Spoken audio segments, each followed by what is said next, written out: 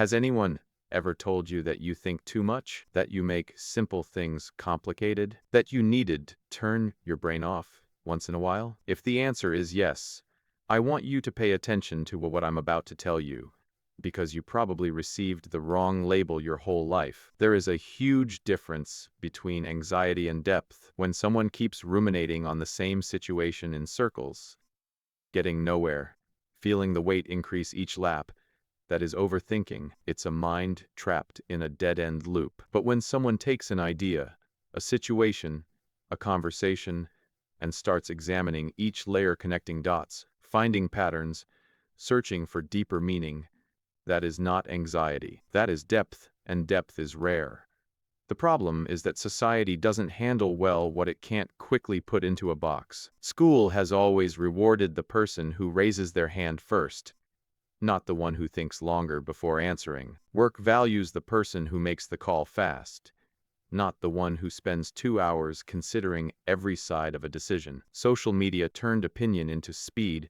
Whoever posts faster gets more attention, regardless of what they're saying. And in the middle of this whirlwind of everything fast now, you show up.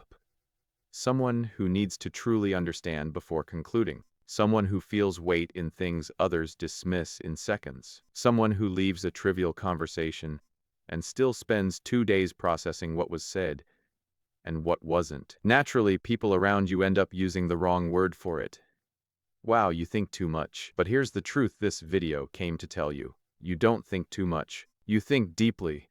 And there's a huge difference between the two, one that completely changes how you see what is and what you're capable of doing in the world. Being a deep thinker is not a common personality trait. It's a rare gift, and like any rare gift, it comes with its own rules, its own pains, and its own hidden presence. In this video, we're going to explore exactly that. Imagine that most people process the world like a straight line. Something happens, they react, and move on. Simple, direct, efficient. Now imagine your brain doesn't work like that. Your brain works like a web. Every new piece of information that arrives doesn't stay isolated in one point. It automatically connects to dozens of other things you already know, have lived, have felt. A news story reminds you of a conversation from 3 years ago. A song makes you see a behavior pattern you didn't even know you were observing. A small detail in someone's speech connects to 5 other situations. And suddenly, you're seeing the full picture while everyone else is still looking at the first pixel. This is no exaggeration. It's literally how a deep mind operates. While other people hear a story and register the facts, you hear the same story and are already reading what was left unsaid. The tone of voice, the word they chose, and the one they avoided, the emotion hidden behind a seemingly neutral sentence. You didn't choose to pay attention to all of this. It just happens. Your brain collects, organizes, and connects on autopilot. And that is exactly why learning something new is never a simple process for you. You can't just memorize information and move forward. You need to understand where it came from, why it works like that, what would happen if a variable changed, how it fits into what you already knew. A simple search turns into 10 open tabs. A quick question turns into 2 hours of reading. And at the end of this dive, you know more about the subject than you needed to know. But you can't do it any other way. People call this falling down a rabbit hole. It's just learning working as it always has. This trait also shows up in your relationships.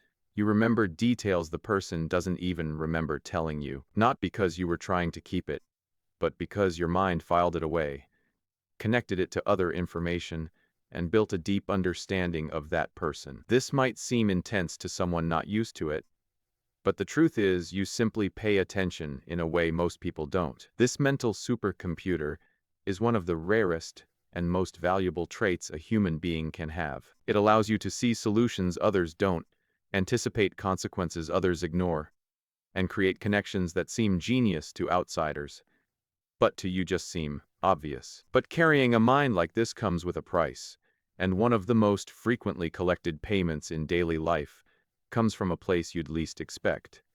Silence. Have you ever been sitting in a room, in a meeting, at a dinner, completely quiet, and someone turned to you and asked, "Are you okay?" Did something happen? You probably got a bit confused by the question. Because in your head, you were doing great. You were thinking, processing, observing, existing at your own pace. But to those on the outside, your silence seemed like a warning sign. This is one of the most constant frictions in the life of a deep thinker. The world doesn't know what to do with your quietness. For most people, silence is absence, it's emptiness. It's something that needs to be filled as quickly as possible. That's why when you get quiet, people assume you're upset, bored, or judging someone. And then the cycle begins.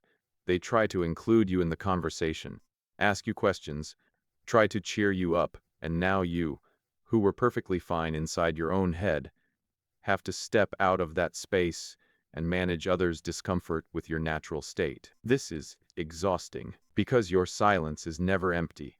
It is full. Maybe you're organizing an idea that hasn't found the right shape to come out yet. Maybe you're revisiting a conversation from hours ago, analyzing what was really said. Maybe you're simply observing the surrounding environment with an attention most people reserve only for screens. Your silence has purpose, structure, and depth. It is, practically, your private laboratory. And then comes the other side of the same problem. When you finally speak, people aren't ready, because you don't release half thoughts. After a long period of observation and internal processing, what comes out is a complete, detailed idea, with context and conclusion already formed. To someone expecting a casual comment, it seems like you just presented a thesis, and you weren't trying to impress anyone. It's simply that you don't know how to think in drafts. Everything that comes out has already gone through several internal revisions before reaching your mouth. What people rarely understand is that this silent laboratory is where your best ideas are born. It's where you solve problems that haven't even been put on the table yet. It's where you see connections that only become visible when you stop making noise and start to really observe. Silence, for you, is not the opposite of productivity. It's the condition for it. But whoever thinks the deep thinker is cold or disconnected from emotions is mistaken. In fact, it's exactly the opposite, and that's where things get even more intense. There is a very common myth about those who think too much.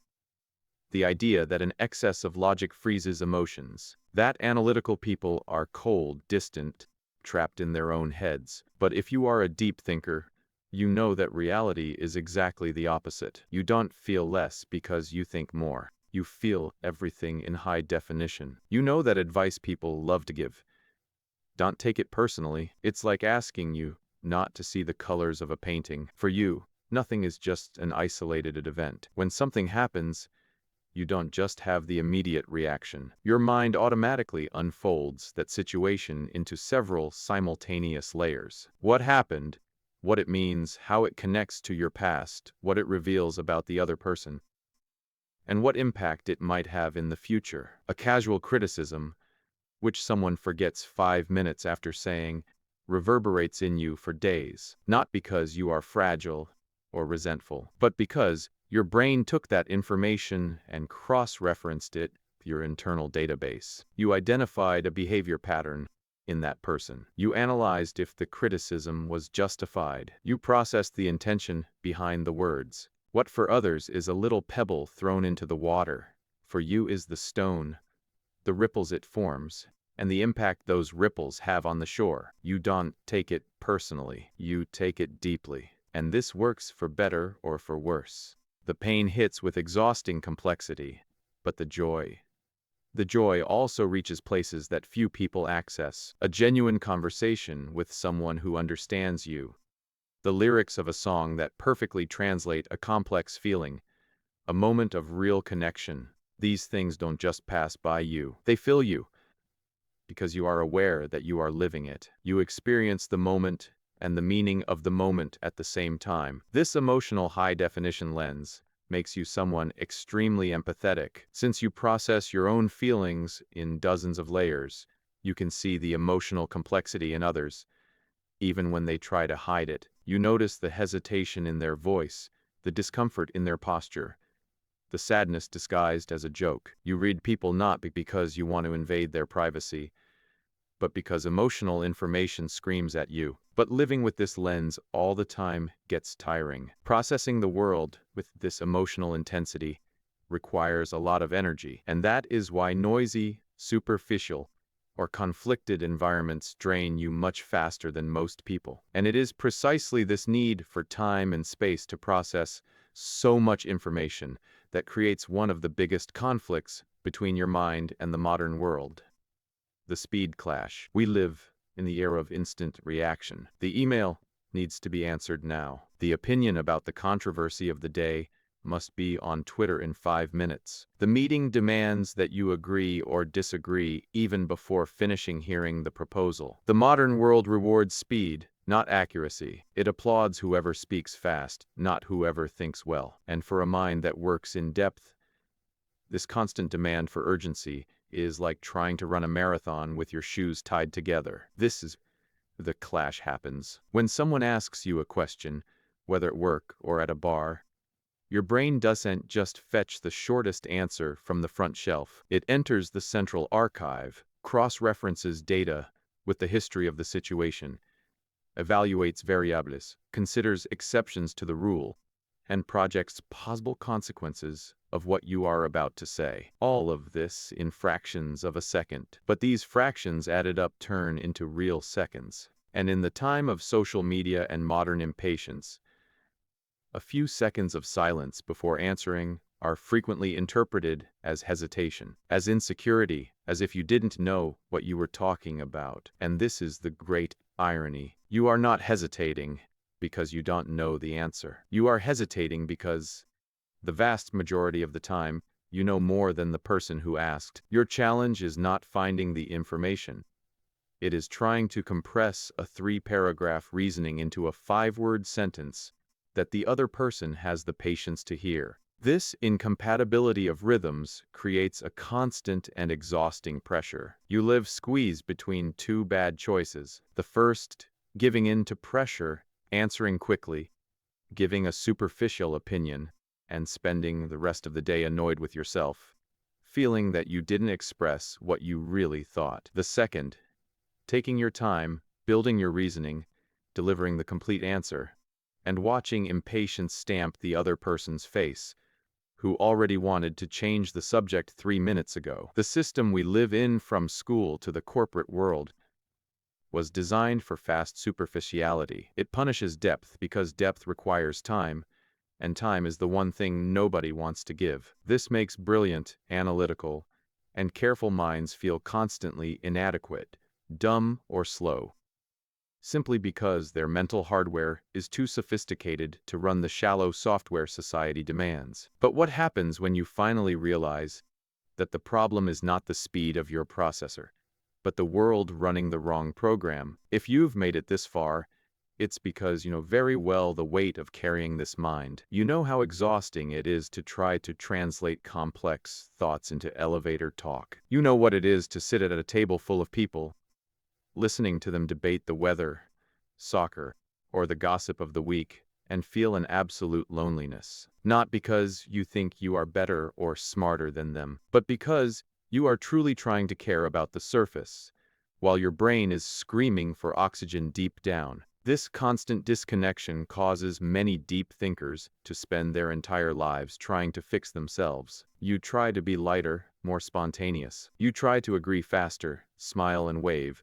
turn off the analysis, and just go with the flow. But the brutal truth is that you cannot turn off the depth. It's like trying to unlearn how to read. Once you see the world in high resolution, you can no longer go back to the blurred image, and trying to do so will only leave you exhausted and frustrated. But there is a moment in the life of every deep thinker when a key turns. It could be with age, it could be from the exhaustion of pretending so much, or it could be because suddenly you bump into someone who thinks exactly like you, someone with whom you don't need to summarize your ideas, someone who catches your web of thoughts in midair and even adds more connections. And when that happens, the conversation flows with an absurd ease. You realize, perhaps for the first time, that there is nothing wrong with your language. You were just trying to speak with people who didn't have the translator. It is in this moment of awakening that real freedom happens. You stop apologizing for taking a while to answer. You stop feeling guilty for needing 3 days of silence after a social event. You understand that the people who called you too intense or said you thought too much were not diagnosing a problem of yours. They were just revealing their own limits. The world calling you complicated says much more about the laziness of the world than about your complexity. Society may reward speed and superficiality in the short term, but it is the deep thinkers who solve the real problems. It is the people who refuse to accept the first easy answer who find the cures, build the lasting systems, and create the art that crosses generations. The world desperately needs people who care enough to understand things down to the root, instead of just scraping the surface and moving on. So, the next time someone rolls their eyes and says you think too much, just smile. They are right, you think. In a world that forgot how to do that, your depth is not a burden. It is an absurdly rare gift. And it's past time you started treating it like one.